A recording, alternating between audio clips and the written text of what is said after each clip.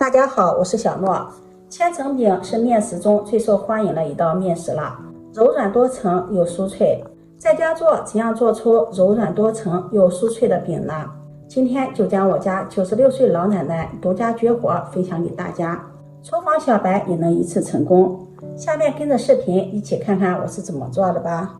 首先准备400克的普通面粉，往里面加入4克食盐，增加面粉的筋性，用筷子搅拌，充分的混合均匀。然后再将面粉1分为2，一半用130克的开水烫面，边倒边搅拌，这样烫的面粉烫得更加均匀，调成这样面絮状。另一半用120克的常温水和面，边倒边搅拌，搅成面絮状。用半汤面做出来饼更加的柔软，而且凉了也不会硬。搅拌至没有干面粉颗粒，两种面絮再充分的搅拌混合。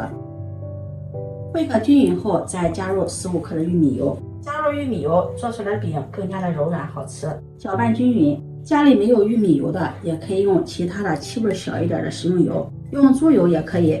用猪油做出来的饼口感更加的香。搅拌均匀后，下手揉成面团。今天和的面用水量比平时蒸馒头多了10克，和出来的面团呢，要比平时的面团稍微偏软一些。面团要和的偏软一些，这样做出来的饼子才会更加的柔软。加入食用油还有一个好处，就是我们在揉面的时候不怎么粘手，不怎么粘盆。把它揉成这样一个偏软的面团，盖上盖子松弛10分钟。10分钟后再来揉面，现在面团变得更加柔软了，揉起来也比较轻松。这是揉了4下的面团，面团的表面就变得非常的光滑细腻了。我们在和面的时候，和成面团后，让面团松弛10分钟，这样揉面揉得更快，而且揉得更加光滑。把面团在一道面板上好好的揉一揉，把面团揉匀揉透。做任何面食呢，我们面团一定要给它揉透揉匀，像洗衣服一样推拉揉搓。醒过的面团揉起来也比较轻松。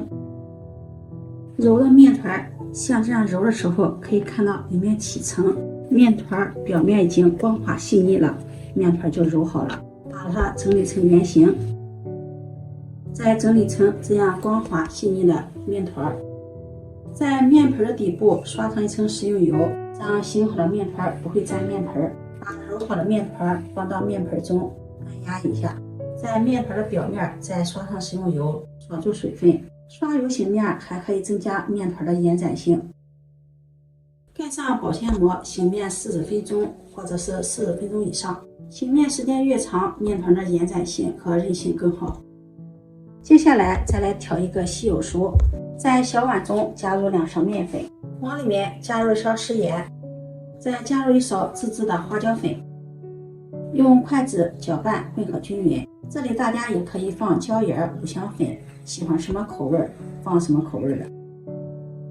混合均匀后，再浇上1大勺的热油，激发出香味儿。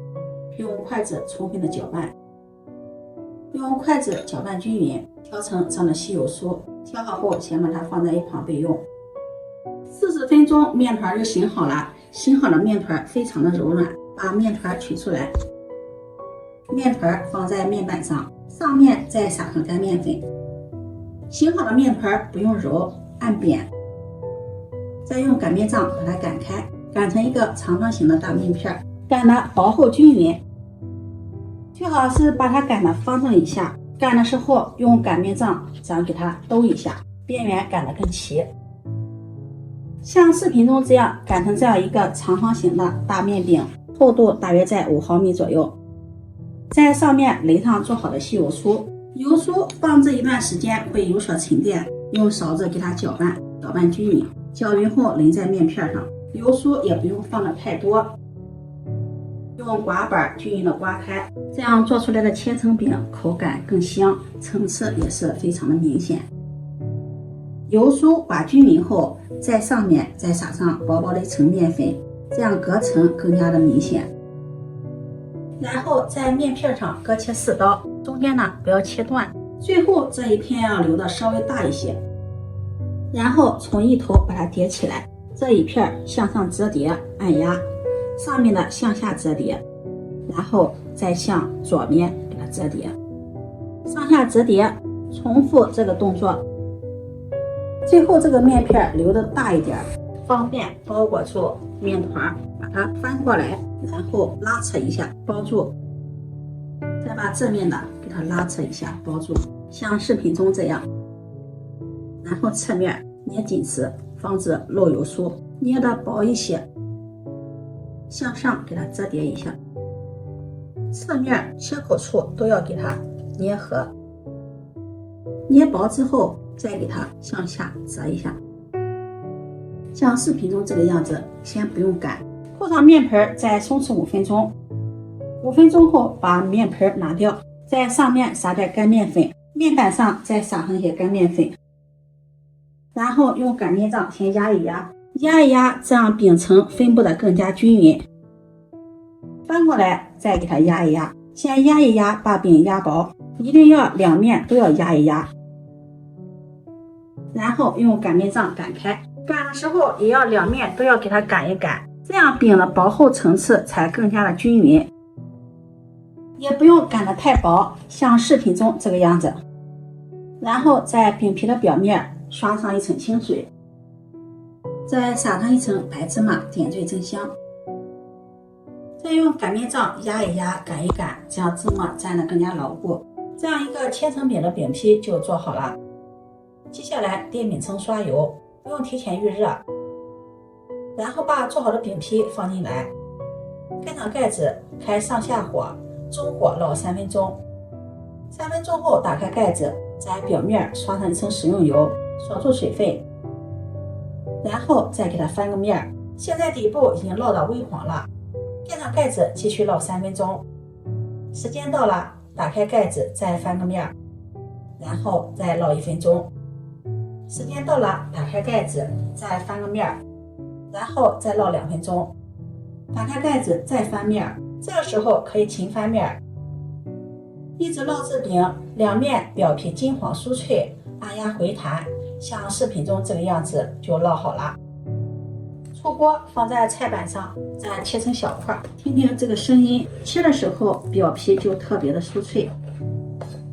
看看这个饼的层次一下就出来了，非常的柔软多层，表皮也是非常的酥脆，两面金黄，酥脆掉渣。装入盘中就可以给家人们美美的享用了。